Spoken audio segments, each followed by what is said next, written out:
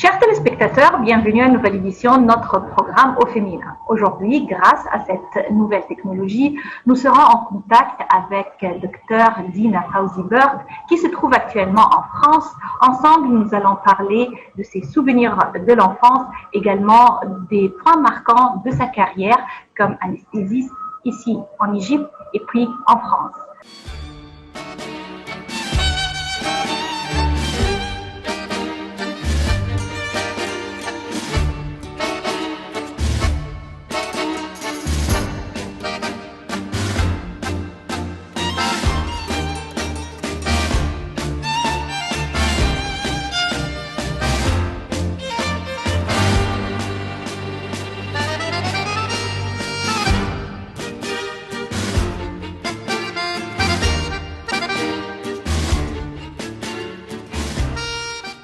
Dr Dina Fawzi-Burke, bienvenue à notre programme. Ravi d'être avec vous aujourd'hui.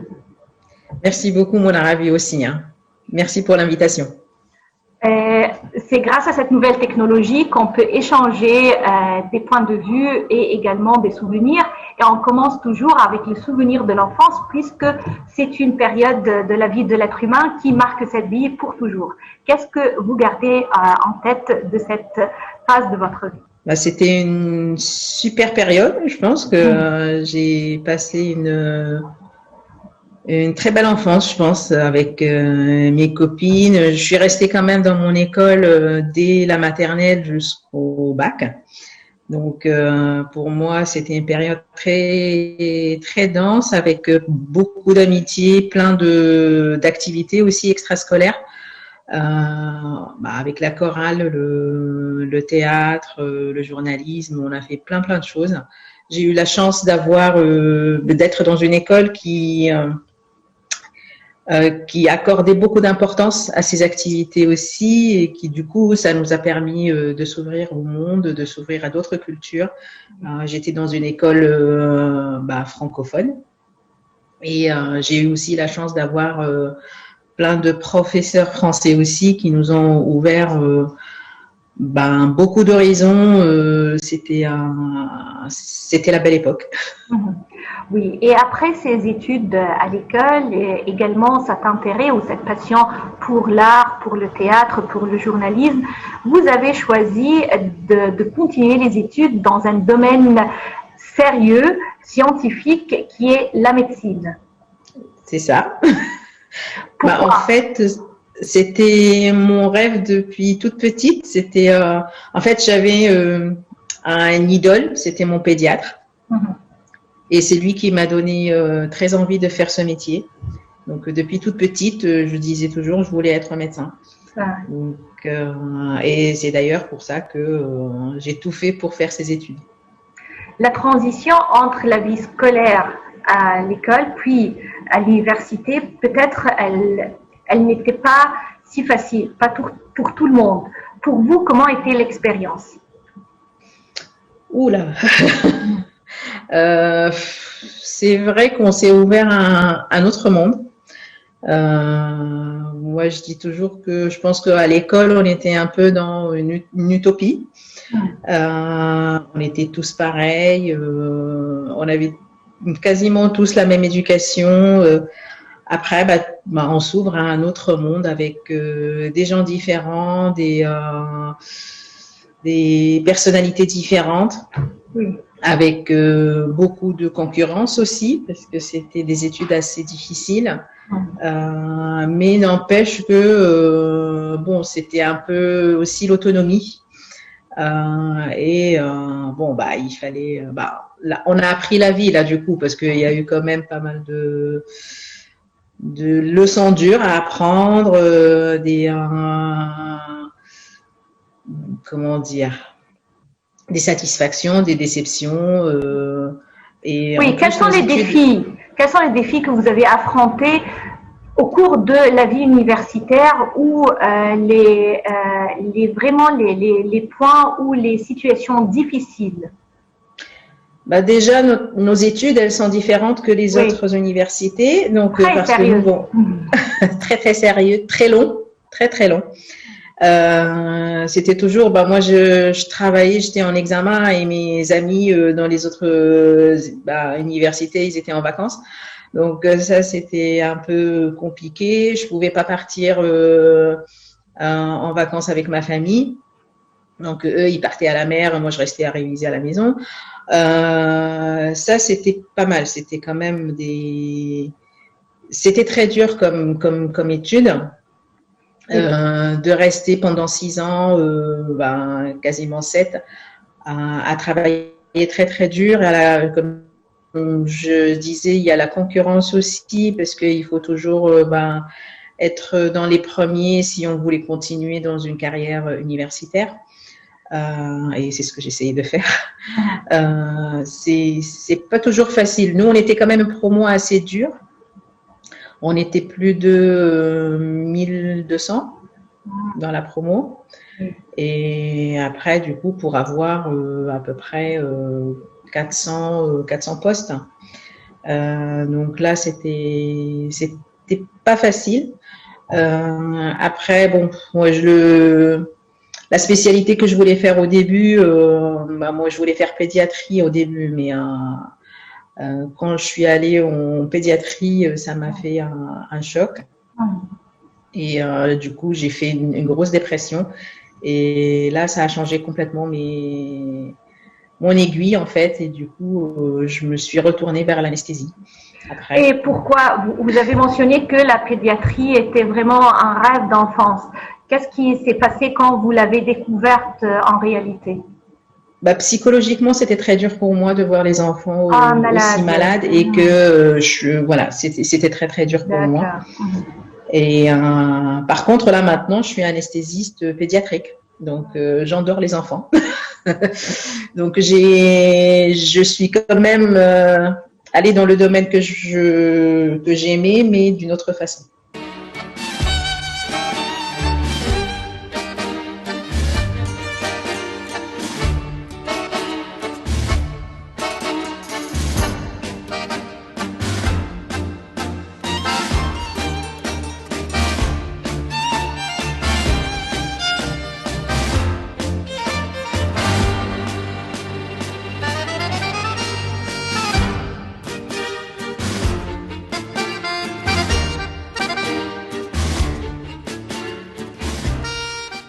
Également, un point marquant de votre vie, c'est la décision de quitter l'Égypte, d'aller s'installer en France et de découvrir tout un monde, même si vous êtes francophone de base, mais la vie là-bas est différente.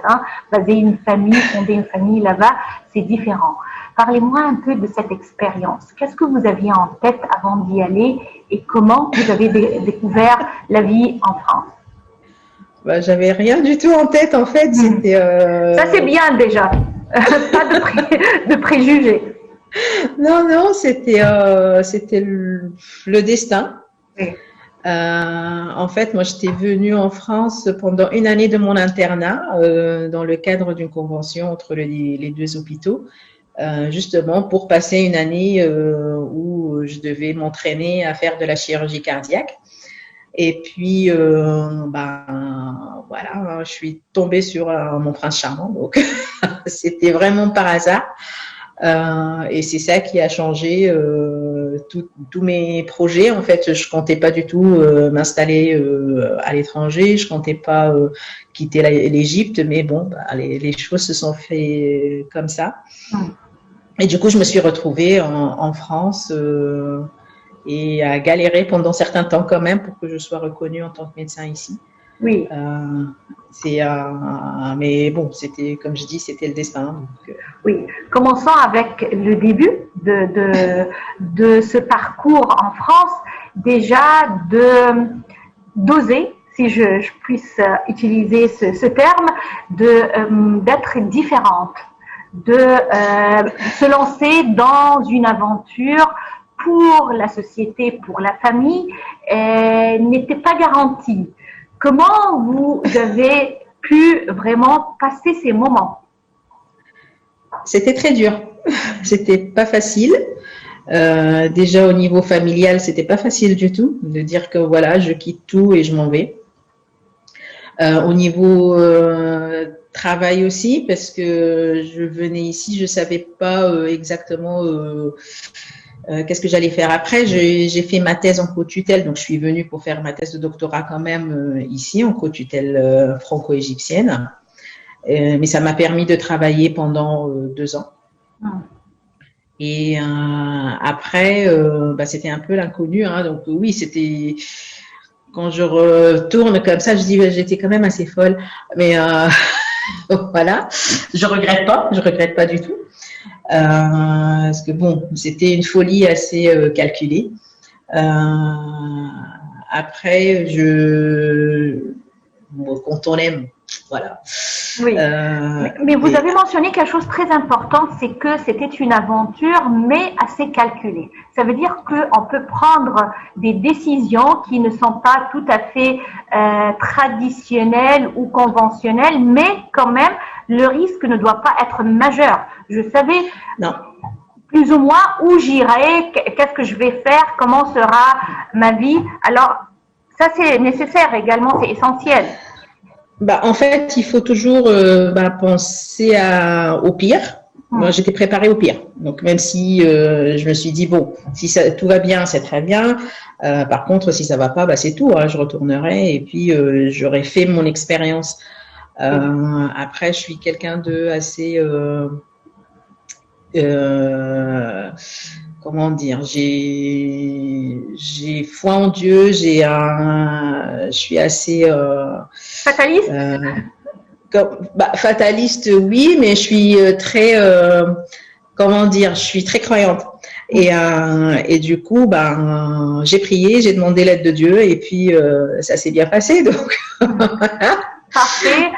Et côté professionnel, quand même, ça a également été un peu difficile puisque au début, les diplômes égyptiens ne sont pas reconnus à 100% en France. Il fallait pas du tout.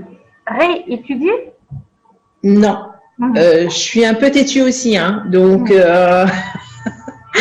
en fait, j'ai fini d'abord ma thèse de doctorat. Oui. Donc, comme ça, cette étape, elle est faite. Et après, je pouvais pas travailler en tant que médecin parce que sinon, il fallait que, ou bien je reste tout le temps en faisant fonction et ça, c'était pas possible pour moi, ou il fallait tout recommencer. Donc ça aussi, c'était hors de question. J'allais pas perdre encore 6 ans de ma vie pour étudier la même chose. Donc j'ai décidé de étudier autre chose. Et du coup, j'ai fait un master de recherche clinique. Ça m'éloigne pas du terrain médical, mais ça, j'ai pas l'impression de dégrader, donc, parce qu'il y a pas mal de médecins étrangers ici qui viennent et qui se retrouvent en tant qu'infirmiers ou aides-soignants ou tout ça, c'était pas possible pour moi. Donc j'ai fait un master de recherche et je me suis retournée vers la recherche clinique. Et du coup, j'ai travaillé comme ça pendant 7 ans. En attendant que les lois changent en France et que j'ai pu passer un concours pour reconnaître mes diplômes en fait.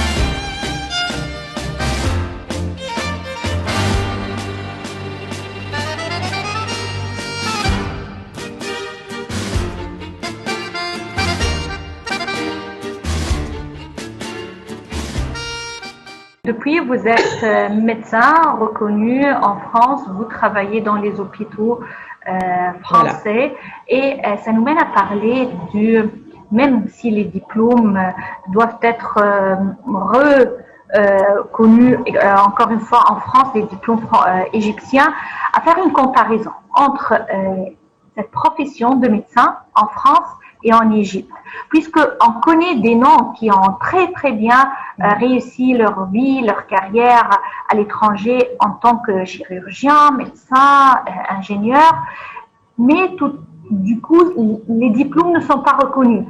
Vous qui avez passé l'expérience ou qui est passé par l'expérience, comment trouvez ça? Est-ce qu'il y a une différence entre un médecin égyptien et un médecin français en tant qu'expérience et étude ou non? Pas du tout, pas du tout. Le souci, c'est ça, c'est que nos diplômes, ils sont pas reconnus et ça, c'est un truc un peu embêtant. Bon, est-ce que c'est la supériorité européenne? J'en sais rien, mais au contraire, nous, on est très très bien formés en Égypte.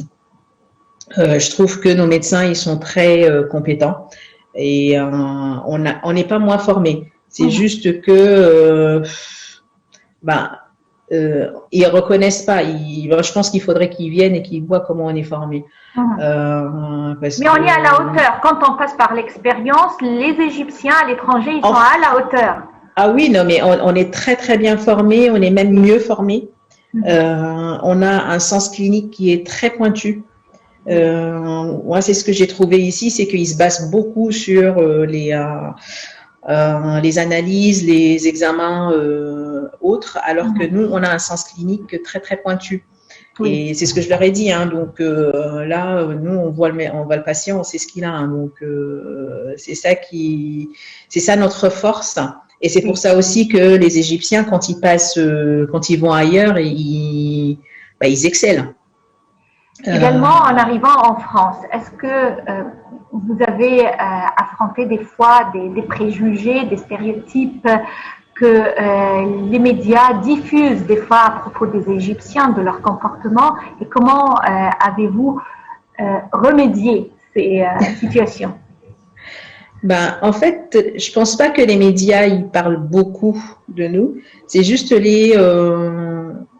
c'est l'idée que les Français et les Européens en général ont des pays arabes et Moyen-Orient.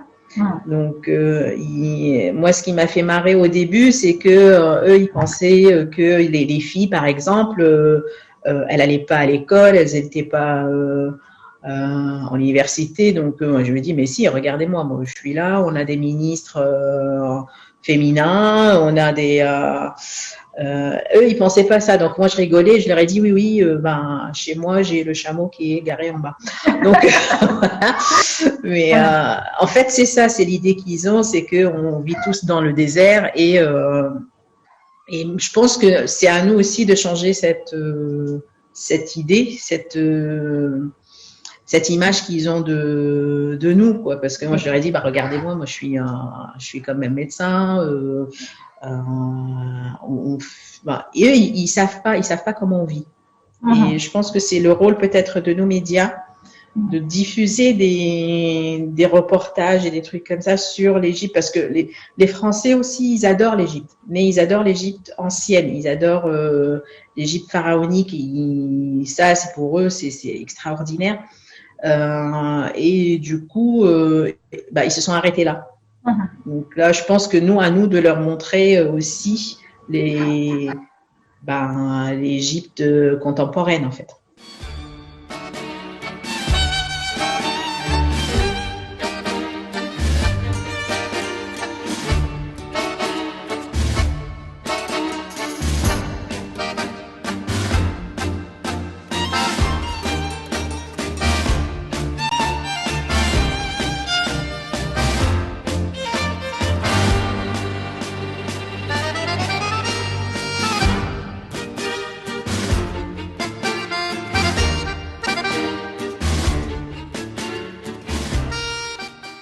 Également, fonder une famille, avoir des enfants entre les deux cultures, ça mérite un travail, un effort et équilibre total pour garder l'identité. Vous avez deux enfants, une fille et un garçon, et vous êtes passé par l'expérience, vous faites toujours l'effort pour avoir cet équilibre.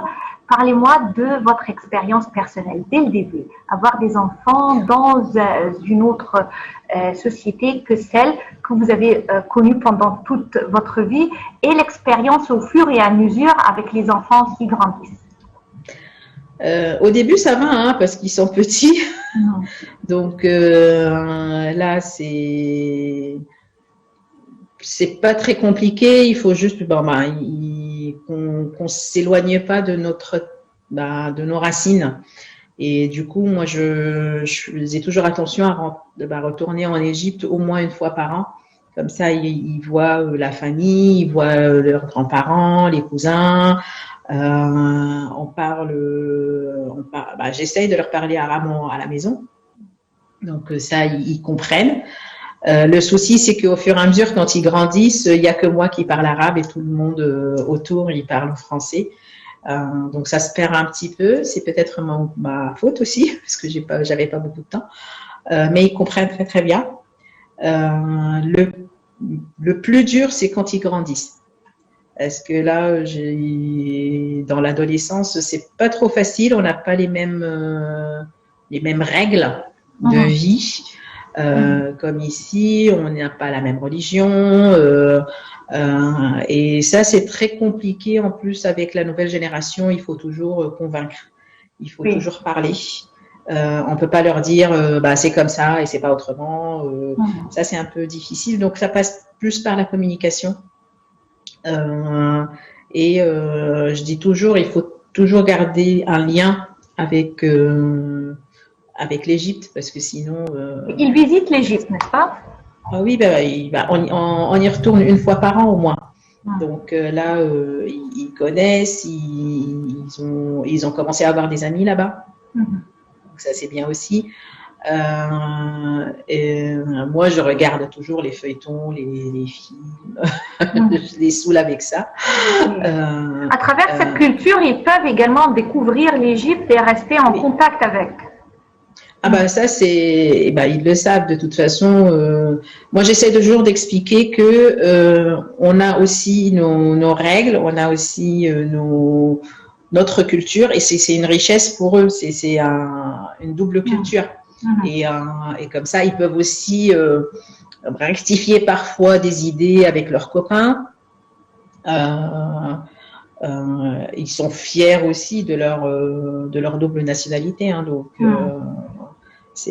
mais c'est pas facile. C'est pas facile pour nous en tant que parents de faire grandir des enfants dans un monde complètement différent de nous, ce qu'on a connu. C'est un énorme défi. C'est un énorme défi. C'est pas du tout facile. C'est des hauts et des bas, des prises de tête. Oui, je crois que élever des enfants, c'est toujours un défi. Même si c'est dans la même culture, même communauté, c'est toujours un défi quotidien. Je pense qu'en Égypte aussi, ça doit être la même chose, parce que en fait, c'est une génération qui est complètement différente de nous. Oui, le monde est ouvert à travers la nouvelle technologie, et notre rencontre aujourd'hui est le témoin. Alors, c'est vraiment ça, c'est un défi à bien faire l'équilibre, à garder l'identité. On essaye de convaincre, comme vous l'avez mentionné, tous les jours. Et ça me mène à parler un peu des idoles de nos vies. Quelle est la femme qui vous inspire le plus? Je pense que je vais dire un cliché, ma mère. Mais peut-être dans votre cas, c'est pas un cliché si on parle de comment elle a influencé votre vie, n'est-ce pas? Non, en fait, elle m'inspire dans sa force. Et tout ce qu'elle a fait, et tous ses sacrifices, en fait, qu'elle a fait pour ses enfants. Après, il n'y a pas une personne en particulier je pense que j'ai toujours. J'ai pas vraiment eu un idole. C'est à part ma mère qui se sacrifiait vraiment pour ses enfants et qui donnait tout à tout le monde. Et je pense que je commence à lui ressembler un petit peu aussi dans comment j'agis. Elle m'a beaucoup influencée, je pense, même s'il y a des trucs qu'on n'était pas d'accord avec quand on était jeune. Mais là, c'est tout ce qui... toute personne qui persévère et qui essaye d'aller jusqu'au bout de ses convictions, en fait.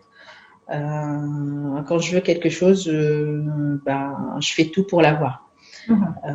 J'y vais jusqu'au bout, même si c'est si c'est très compliqué. Après, mon idole pour mes études, c'était mon pédiatre. C'était pas vraiment une femme. Après, moi, je me dis, je suis une descendante des pharaons, donc Hatshepsut, Nefertiti. Voilà, c'est ça, c'est la force et l'orgueil de la femme égyptienne, quoi. Dina Fawzi Burt, vous êtes anesthésiste et vous êtes actuellement à Lille, en France. Comment? Et vous êtes à Lille, n'est-ce pas? Oui. Ah oui. Alors, grâce à cette nouvelle technologie, on a pu être en contact avec vous et découvrir les points marquants de votre vie et également cette identité qui fait un amalgame entre culture égyptienne et française. Je vous remercie infiniment. Merci à vous et merci pour l'invitation. Ça m'a fait très plaisir. Et comme vous dites, bon, heureusement qu'il y a la technologie maintenant parce que même à travers ces périodes difficiles et qu'on peut pas se voir, on arrive quand même à communiquer. Oui. Donc ça c'est génial, quoi. Oui, c'est vrai. Alors, chers téléspectateurs, on arrive au terme de notre édition au féminin. Rendez-vous la semaine prochaine et une nouvelle rencontre au féminin. Merci et au revoir.